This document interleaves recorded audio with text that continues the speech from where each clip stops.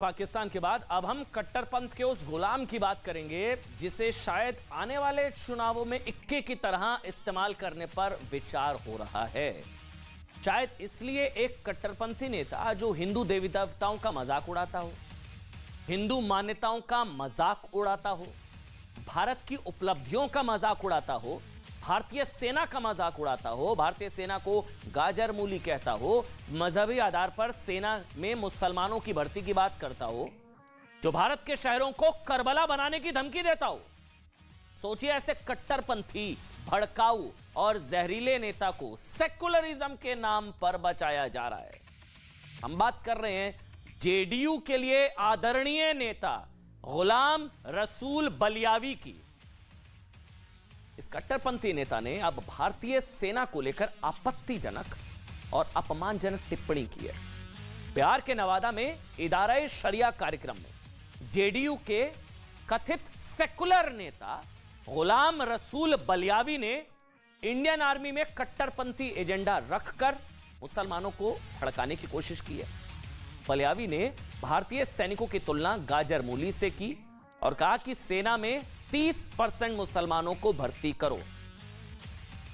झूठ बोला कि भारतीय सेना में पठान रेजिमेंट हुआ करती थी जिसे खत्म कर दिया गया। पहले पूरा बयान सुन लीजिए आप, फिर हम आपको आगे बताएंगे कि कैसे ऐसे बयान कैसे वोट बैंक की गुलामी को ध्यान में रखकर ही दिए जाते हैं।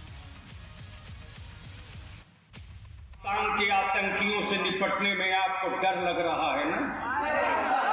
क्या बात है? तो सिर्फ 30% फौज में मुसलमान के बच्चों को जगह दे दो। और मैंने तो पार्लियामेंट में कहा था, अभी भी कह रहा हूं और प्रधानमंत्री से भी कह रहा हूं, लोहे को लोहा काटता है, लोहे को गाजर नहीं काटता। पहले तो था ना पठान रेजिमेंट। पठान रेजिमेंट था कि नहीं था? क्यों खत्म किया गया? मतलब लोहे को लोहा काटता है, गाजर मूली नहीं। जो अभी भारतीय सेना, उससे काम नहीं चलेगा, 30% मुसलमानों की भर्ती कर दो। लोहे को लोहा काटता है, गाजर मूली नहीं। भारतीय सेना जो अभी है उससे काम नहीं, 30% मुसलमानों की भर्ती कर दो। गुलाम रसूल बलियावी उस जेडीयू के नेता हैं जो दावा करती है कि वो धर्म मजहब की राजनीति नहीं करती है, सेकुलर है, धर्मनिरपेक्ष पार्टी है, कट्टरपंथियों से दूर रहती है।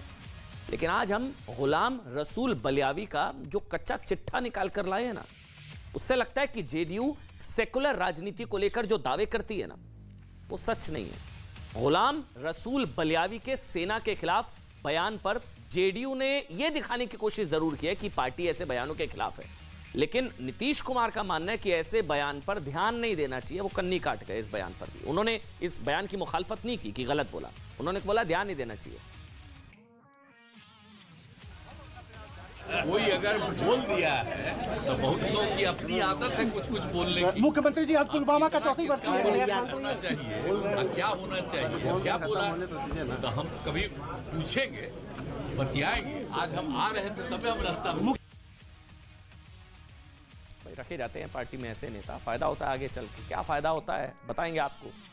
पुष्टिकरण, वोट मिल जाता है, पता नहीं क्या क्या हो जाता है। इसलिए खुलकर मुखालफत भी नहीं करनी होती है ऐसे नेताओं की, फिर वोट बैंक नाराज हो जाता है। उसी वोट बैंक के चक्कर में इस तरह के बयान दिए जाते हैं। ये लोग ऐसा सोचते हैं, ऐसा होता नहीं है वैसे। इस तरह के बयानों से तो मुसलमान और गुस्सा होते हैं, राष्ट्रवादी मुसलमान इनको आईना दिखाते हैं, लेकिन इनको लगता है कि वोट मिल जाएंगे। भाई जेडीयू भले ही दिखावा करे कि वो गुलाम रसूल के बयान से नाराज है, लेकिन नीतीश ने एक तरह से साफ कर दिया कि पार्टी गुलाम रसूल की कट्टरपंथी सोच पर ब्रेक नहीं चाहती है कि आज के बाद इस तरह का बयान नहीं देंगे, नोटिस जारी करेंगे। और बयान कैसे दे दिया?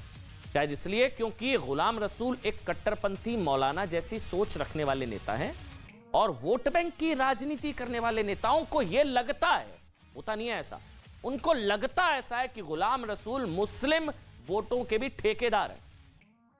हम आपको गुलाम रसूल के कुछ ऐसे बयान दिखाने जा रहे हैं। ये वाला तो सबने देख लिया, ये तो सुबह से चल रहा है सोशल मीडिया पर, तमाम चैनलों पर। लेकिन आज हम आपको गुलाम रसूल के कुछ ऐसे बयान दिखाने जा रहे हैं जिसके बाद आपको भी लग सकता है कि ऐसे कट्टरपंथी को जरूर जेडीयू और नीतीश कुमार को तुरंत कार्रवाई करनी चाहिए। गुलाम रसूल ने जनवरी में भारत के शहरों को करबला यानी कि जंग का मैदान बनाने की धमकी दी थी। इन्होंने तो शहरों को करबला बना देंगे। गुलाम रसूल पहली बार नहीं हो रहा ऐसा, ये रिपीट ऑफेंडर है, हैबिचुअल है, तभी पार्टी में बने हुए हैं। शुक्र मनाइए इनका प्रमोशन नहीं हुआ अभी तक।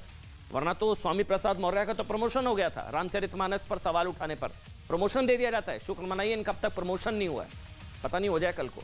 गुलाम रसूल ने योग दिवस का विरोध करते हुए कहा था कि इस्लाम सूर्य नमस्कार की इजाजत नहीं देता है। गुलाम रसूल ने कहा था कि बांग्लादेश बॉर्डर मुसलमानों को सौंप देने चाहिए। वो सेना में हिंदू मुसलमान बहुत करते हैं, इनका फेवरेट टॉपिक है। ट्रिपल तलाक पर कानून, सीए और एनआरसी के खिलाफ सुप्रीम कोर्ट जाने की बात भी कही थी, लेकिन ये तो कुछ नहीं है। चलिए, तो इनके विचार हो सकते हैं। बलियावी अपने धार्मिक कार्यक्रमों में जो जो बातें कहते हैं ना, उसके सामने तो ये कुछ भी नहीं है। नीतीश के सो कॉल्ड सेकुलर नेता गुलाम रसूल बलियावी, जेडीयू के नेता, अपने मजहबी कार्यक्रमों में हिंदू मान्यताओं का अपमान करते हैं, देश की विश्वगुरु वाली सोच का मजाक उड़ाते हैं, हिंदू देवी देवताओं का मजाक उड़ाते हैं। और ऐसा मानना मुश्किल है कि बलियावी की सोच के बारे में नीतीश कुमार अनजान है। मतलब ये नेक्स्ट टू इम्पॉसिबल है, पता ही नहीं है, जेडीयू अनजान है। सुनिए आप। बलियावी तो कहता है मुझे जितनी गालियां देनी हो दे लो, लेकिन मेरे आका की इज्जत पे हाथ डालोगे ना, अगर मेरे आका की इज्जत पे हाथ डालोगी तो अभी तो हम करबला मैदान में इकट्ठा हुए हैं, उनकी इज्जत के लिए हम शहरों को भी करबला बना देंगे। चाय बेचने वाला जी जी जी जी विश्व गुरु नहीं बना सकता। जी जी जरूर। फतवा आलमगीरी लिखने वाला ही विश्व गुरु बनाएगा। अल्लाह सुभान। माता को मार दिया, माता को पीट दिया, माता को बांध दिया, कमाल है। मां भी कहेंगे,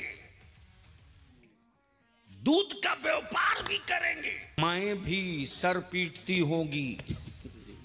जी कैसा पुत्र है। नाउज़ुबिल्लाह मिन। तुमने तो अब तक वही बनाई है, उल्टी सीधी शक्लों वाली माबूद। जी जी जरूर। जी जी।